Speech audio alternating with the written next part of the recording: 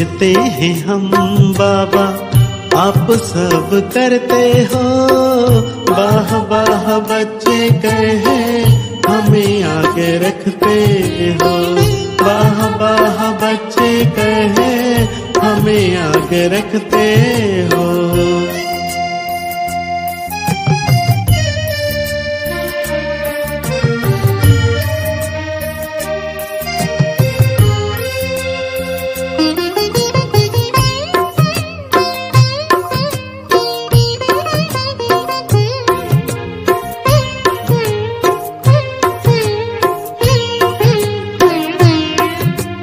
जादू कहें या करिश्मा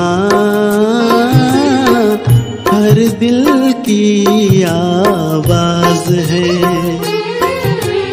ऐसा जीवन जो पाए हम सबको ये नाज है। मेरे लाडले कहे बाबा, मेरे लाडले कहे बाबा, बाहों में भर लेते हो, वाह वाह बच्चे कहे हमें आगे रखते हो, वाह वाह बच्चे कहे हमें आगे रखते हो।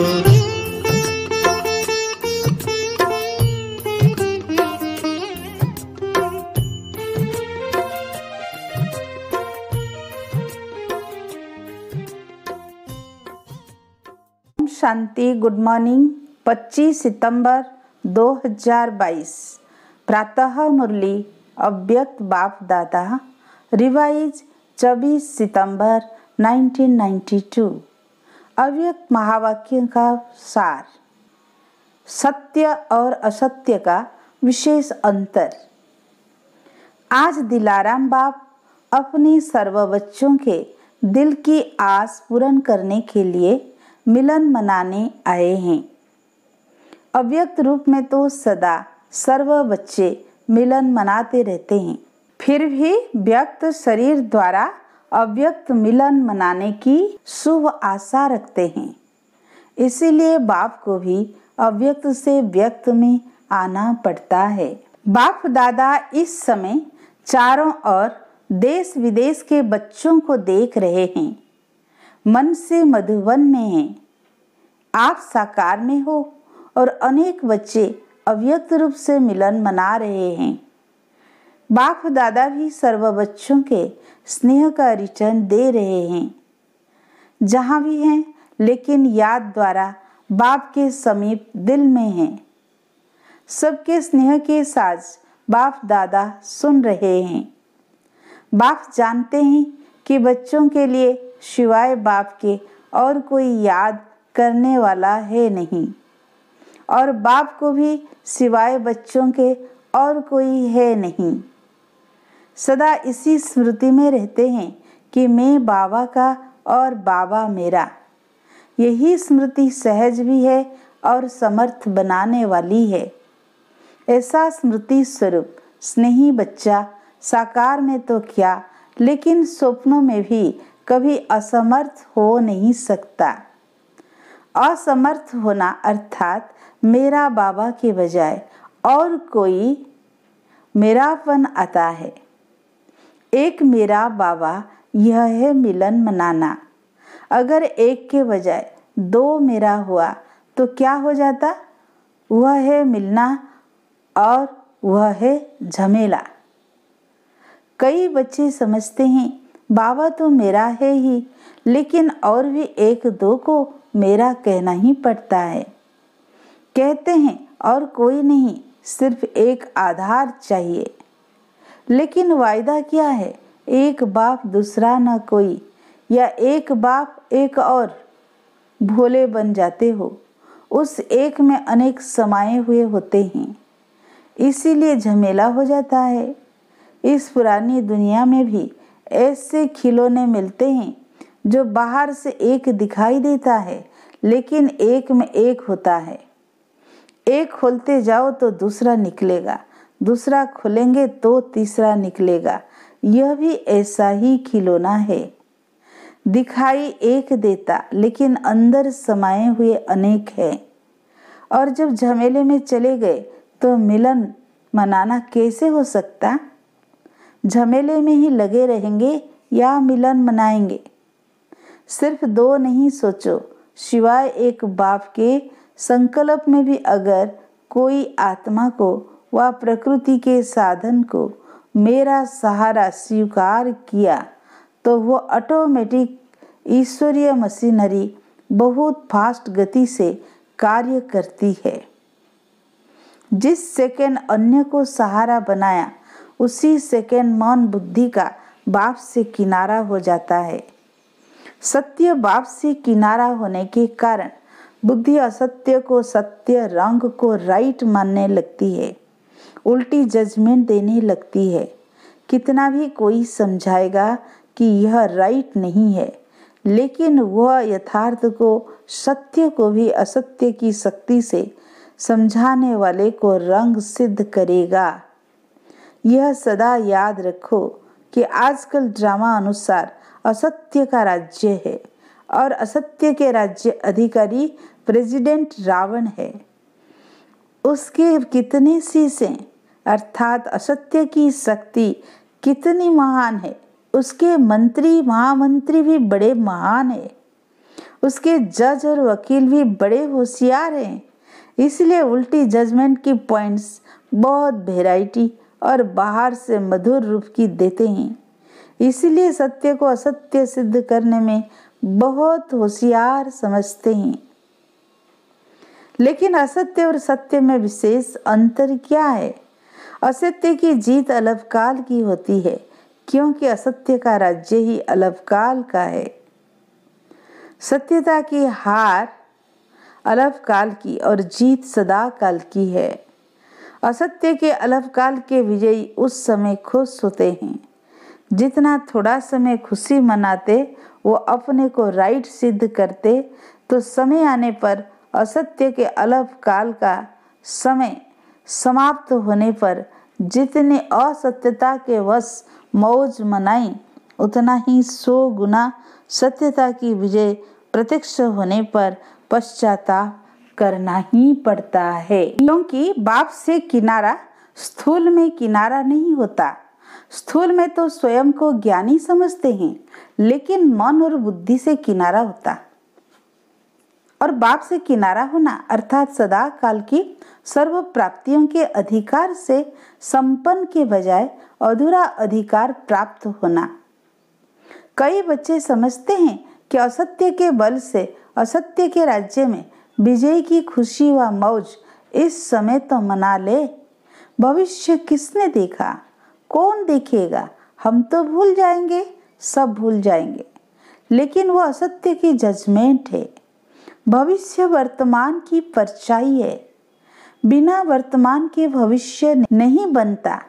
असत्य के वशीभूत आत्मा वर्तमान समय भी अलग काल के सुख के नाम, मान, शान के सुखों के झूले में झूल सकती है और झूलती भी है, लेकिन अतीन्द्रिय अविनाशी सुख के झूले में नहीं झूल सकती। अलग काल के शान, मान और नाम की मौज मना सकते हैं, लेकिन सर्व आत्माओं के दिल के स्नेह का, दिल की दुआओं का मान नहीं प्राप्त कर सकते। दिखावा मात्र मान पा सकते हैं, लेकिन दिल से मान नहीं पा सकते। अल्प काल का शान मिलता है, लेकिन बाप से सदा दिल तक नसीन का शान अनुभव नहीं कर सकते। असत्य के साथियों द्वारा नाम प्राप्त कर सकते हैं, लेकिन बाप दादा के दिल पर नाम नहीं प्राप्त कर सकते, क्योंकि बाप दादा से किनारा है। भविष्य की बात तो छोड़ो, वो तो अंडरस्टूड है, लेकिन वर्तमान सत्यता और असत्यता की प्राप्ति में कितना अंतर है। एक दूसरा मेरा बनाया अर्थात असत्य का सहारा लिया। कितना झमेला हुआ, कहने में तो कहेंगे और कुछ नहीं, सिर्फ कभी कभी थोड़ा सहारा चाहिए, लेकिन वायदा तोड़ना अर्थात झमेले में पड़ना। क्या ऐसा वायदा किया है? एक मेरा बाबा और कभी कभी दूसरा भी अलाउ है, यह लिखा था क्या? चाहे अलग काल के नाम मान शान का सहारा लो, चाहे व्यक्ति का लो, चाहे वैभव का लो, जब दूसरा ना कोई तो फिर दूसरा कहाँ से आया? यह असत्य के राज्य के झमेले में फंसाने की चतुराइयाँ है। जैसे बाबा कहते हैं ना, मैं जो हूँ जैसा हूँ वैसा मुझे नंबरवार जानते हैं। ऐसे असत्य के राज्य अधिकारी रावण को भी जो है जैसा है वैसे सदा नहीं जानते हो, कभी भूल जाते हो, कभी जानते हो। राज्य अधिकारी है तो यह ताकत कम होगी, चाहे झूठा हो चाहे सच्चा हो, लेकिन राज्य तो है ना, इसलिए अपने को चेक करो, दूसरे को नहीं। आजकल दूसरों को चेक करने में सब होशियार हो गए हैं। बाप दादा कहते हैं अपना चेकर बनो और दूसरे का मेकर बनो, लेकिन करते क्या हो? दूसरे का चेकर बन जाते हो और बातें बनाने में मेकर बन जाते हो। बाप दादा रोज की हर एक बच्चे की कौन सी कहानियां सुनते हैं? बहुत बड़ा किताब है कहानियों का। तो अपने को चेक करो, दूसरे को चेक करने लगते हो तो लंबी कथाएं बन जाती है, और अपने को चेक करेंगे तो सब कथाएं समाप्त हो। एक सत्य जीवन की कथा प्रैक्टिकली में चलेगी। सभी कहते हैं हे बाबा आपसे बहुत प्यार है, सिर्फ कहते हो या करते भी हो? क्या कहेंगे? कभी कहते हो कभी करते हो। बाप के प्यार का प्रत्यक्ष सबूत बाप ने दे दिया, जो हो जैसे हो मेरे हो। लेकिन अभी बच्चों को सबूत देना है। क्या सबूत देना है? बाप कहते हैं जो हो जैसे हो मेरे हो, और आप क्या कहेंगे? जो है वह सब आप हो। ऐसे नहीं, थोड़ा थोड़ा और भी हैं। बाप से प्यार है, लेकिन कभी कभी असत्य के राज्य के प्रभाव में आ जाते हो। अच्छा, चारों ओर के यथार्थ सत्य को परखने वाले सत्य बाप के सच्चे बच्चों को, सर्व स्नेह में समाये हुए श्रेष्ठ आत्माओं को, सर्व सदा वायदे को निभाने वाली समर्थ आत्माओं को, सर्व यथार्थ परखने वाले शक्तिशाली आत्माओं को, सर्व याद और सेवा में निस्वार्थ निर्विघ्न रहने वाले, सदा साथ और समीप रहने वाले बच्चों को याद, प्यार और नमस्ते।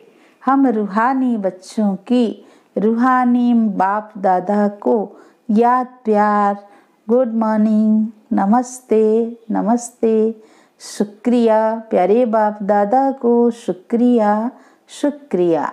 मधुबन निवासियों प्रति अव्यक्त बाप दादा के मधुर महावाक्य। मधुबन निवासियों को कितने प्रत्यक्ष फल मिलते हैं? मधुबन की विशेषता क्या है जो और कहाँ नहीं मिलती? श्रेष्ठ कर्म भूमि पर रहने वाले सदा फॉलो फादर करते हैं। मधुबन की श्रेष्ठता तो यह है कि ब्रह्मा बाप की विशेष कर्म भूमि है। तो मधुबन निवासी जो भी कर्म करते हैं वो फॉलो फादर करते हैं। कर्म भूमि में विशेषता कर्म की है, तो कर्म में फॉलो है। जो भी अमृत वेले से लेकर रात तक कर्म करते हो उसमें फॉलो फादर हैं। मधुबन निवासियों को और एक्स्ट्रा कर्म भूमि की याद का बल है। वह कर्म में दिखाई देता है वह देना है। क्या कहेंगे? आप अपने में देखते हो। एक एक कदम सामने लाओ। उठना, बैठना, चलना, बोलना, संबंध संपर्क में आना, सब में ब्रह्मा बाप के कर्म को फॉलो है। कर्म भूमि का फायदा तो यही है ना, तो इतना लाभ ले रहे हो। शक्तियां क्या समझती है? कर्म भूमि का लाभ जितना मधुबन ले सकता है उतना औरों को लेने आना पड़ता है, और आपको मिला हुआ है। वरदान भूमि है, कर्म भूमि है, तो हर कर्म वरदान योग्य है। जो कोई भी देखे तो मुख से वरदान निकले, इसको कहेंगे वरदान भूमि का वरदान लेना। चाहे साधारण कर्म कर रहे हो, लेकिन साधारण कर्म में विशेषता दिखाई दे, यही मधुबन की विशेषता है ना। विशेष ब्रह्मा बाप की अपने कर्म भूमि में रहने वालों के प्रति यह विशेष श्रेष्ठ आस है कि मधुबन का एक एक ब्राह्मण आत्मा, श्रेष्ठ आत्मा हर कर्म में ब्रह्मा बाप के कर्म का दर्पण हो। तो दर्पण में क्या दिखाई देता है? यही दिखाई देता है ना। अगर आप दर्पण में खड़े होंगे तो हूबहू आप ही दिखाई देंगे, या दूसरा तो ब्रह्मा बाप के कर्म आपके कर्म के दर्पण में दिखाई दे। यह सर्टिफिकेट कौन लेगा और कब लेंगे? लेना तो है ना, या ले लिया है?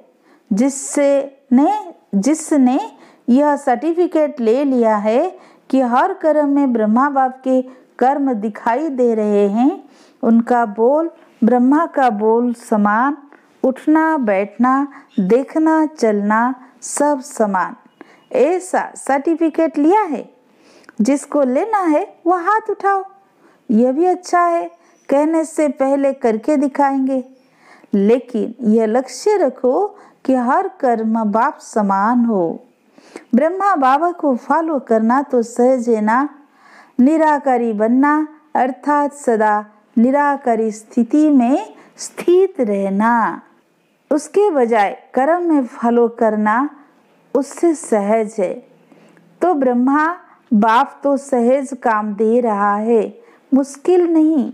तो सभी लक्ष्य रखो कि मधुबन में जहाँ देखे, जिसको देखे ब्रह्मा बाप के कर्म दिखाई दे। कर्म में सर्वव्यापी ब्रह्मा कर सकते हो, जहाँ देखे ब्रह्मा समान हो सकता है ना। मधुबन की महिमा अर्थात मधुबन निवासियों की महिमा, मधुबन की दीवारों की महिमा नहीं है, मधुबन निवासियों की महिमा है। मधुबन की महिमा चारों ओर से रोज सुनते हो ना। मधुबन निवासियों की महिमा जो होती है वो किसी की है? आप सबकी है ना। नशा तो रहता है ना कि हम मधुबन निवासी हैं। जैसे यह नशा है वैसे यह नशा प्रत्यक्ष दिखाई दे कि यह ब्रह्मा बाप के समान फॉलो फादर करने वाले हैं। अच्छा, सभी संतुष्ट हो? कुछ सल्वेशन चाहिए? सल्वेशन की भूमि में बैठे हो, कितने बेफिक्र बैठे हो, शरीर की मेहनत करते हो और तो सब बना बनाया मिलता है। जो शरीर की मेहनत नहीं करते हैं उनको एक्सरसाइज की मेहनत कराते हैं। आप तो लकी हो ना जो एक्सरसाइज नहीं करना पड़े, हाथ पांव चलते रहते हैं। जितना जो हार्ड वर्क कठिन परिश्रम करता है उतना वह सेफ है, माया से भी और शरीर की व्याधियों से भी। बुद्धि तो बिजी रहती है ना, और फालतू तो कुछ नहीं चलेगा। तो जो सदा बिजी रहते हैं वे बहुत लकी हैं, इसलिए अपने को फ्री नहीं करना। चलो बहुत समय कर लिया, अब फ्री हो जाएं। बिजी रहना खुश नसीब की निशानी है। खुश नसीब होना अपने को सदा बिजी रखना। अच्छा, अभी बाप दादा को करके दिखाना, समझा? ब्रह्मा बाप की विशेषता सूरत में क्या देखी? गंभीरता के चिन्ह भी और मुस्कुराहट भी। गंभीरता अर्थात अंतर्मुखता और साथ साथ रमणीकता। अंतर्मुखी की निशानी सदा सागर के तले में खोए हुए गंभीर मूर्त, मनन चिंतन करने वाला चेहरा और फिर रमणीक अर्थात मुस्कुराता हुआ चेहरा, तो दोनों ही लक्षण सूरत में दिखे ना। ऐसे आपकी सूरत भी ब्रह्मा बाप के काफी स्वरूप हो। सूरत और सीरत से ब्रह्मा बाप दिखाई दे, क्योंकि ब्रह्मा बाप का सेवा स्थान कर्म भूमि तो मधुबन है ना। तो इस भूमि के रहने वालों द्वारा वही कर्म सेवा प्रत्यक्ष होनी चाहिए। इसी आशा के दीपक को सदा जगाओ। ब्रह्मा बाप की आप बच्चों प्रति यही आस है। अब ऐसी दीपावली मनाओ। बाप दादा की इस एक आशा का दीपक जगाओ। जब हर एक ये दीपक जगाएगा तो दीपमाला तो हो ही जाएगी ना। दीपमाला में भी देखो, अगर बीच में एक दो दीपक बुझे हुए हो तो अच्छा लगेगा। अगर बीच बीच में एक दो दीपक भी टिमटिमाता है तो अच्छा नहीं लगता। इसलिए सर्व जगे हुए दीपकों की माला। मधुबन निवासी सब जस्टिस होने चाहिए, सेल्फ जस्टिस। कोई भी बात करने के पहले स्वयं जज करो, तो न स्वयं का समय जाएगा और न दूसरों का। मधुबन तो पीस पैलेस है, मन की भी पीस, मुख की भी पीस। तब मधुबन पीस पैलेस से पीस की किरणें फैलेगी। आप पीस पैलेस वालों से सभी पीस की भिक्षा मांगते हैं, क्योंकि वे स्वयं ही स्वयं से तंग हो रहे हैं। विनाशकारियों के पास अभी तक आपके पीस की किरणें पहुंचती नहीं है, इसलिए कसम कसमें है। कभी शांत कभी अशांत, तो उन्हों को शांत करने के लिए पीस पैलेस से पीस की किरणें जानी चाहिए। तब उन्हों की बुद्धि में एक ही फाइनल फैसला होगा, खत्म करेंगे और शांत हो शांति धाम में चले जाएंगे। तो ऐसे भिखारियों को अब महादानी बन महादान व वरदान देने वाले बनो। बाप दादा तो सदा समझते हैं कि मधुबन वाले विश्व को बाप दादा के समीप लाने वाले समीप रत्न है। तो अब ऐसा सबूत दिखाओ। जब ब्रह्मा बाप समान सब काफियां तैयार हो जाएगी, तब बेहद का बारूद चलेगा, पटाखे छुटेंगे और ताजपोशी होगी। तो अब झट यह डेट फिक्स करो। जब आप सब ब्रह्मा बाप की बिल्कुल फोटोकॉपी होंगे, तभी यह डेट आएगी। मधुबन निवासी जो चाहे वो कर सकते हैं। अच्छा, तो अभी सब क्या सोच रहे हो? बाप दादा के पास मन के संकल्पों की ही कैमरा नहीं, लेकिन हर एक के मन में क्या चलता है वो भी बाप दादा स्पष्ट देख सकते हैं। साइंस वाले तो अभी तक कोशिश ही कर रहे हैं कि ऐसी कैमरा निकाले जो अंदर के संकल्प की रेखाएं मालूम हो जाए। तो बेचारे मेहनत बहुत कर रहे हैं। ये सब इन्वेंशन करते करते रह जाएंगे और आप तैयार हुए साधन कार्य में लाएंगे। अच्छा, आज का वरदान। परखने की शक्ति द्वारा कुसंग व व्यर्थ संग से बचने वाले शक्तिशाली आत्मा भव। कई बच्चे कुसंग अर्थात बुरे संग से तो बच जाते हैं, लेकिन व्यर्थ संग से प्रभावित हो जाते हैं, क्योंकि व्यर्थ बातें रमणीक और बाहर से आकर्षित करने वाली होती है। इसीलिए बाप दादा की शिक्षा है, ना व्यर्थ सुनो, ना व्यर्थ बोलो, ना व्यर्थ करो, ना व्यर्थ देखो, ना व्यर्थ सोचो। ऐसे शक्तिशाली बनो जो बाप के सिवाय और कोई भी संग का रंग प्रभावित न करे। परखने की शक्ति द्वारा खराब व व्यर्थ संग को पहले से ही परख कर परिवर्तन कर दो, तब कहेंगे शक्तिशाली आत्मा। आज का स्लोगन। सदा हल्केपन का अनुभव करना है तो बालक और मालिकपन का बैलेंस रखो। अच्छा, ओम शांति।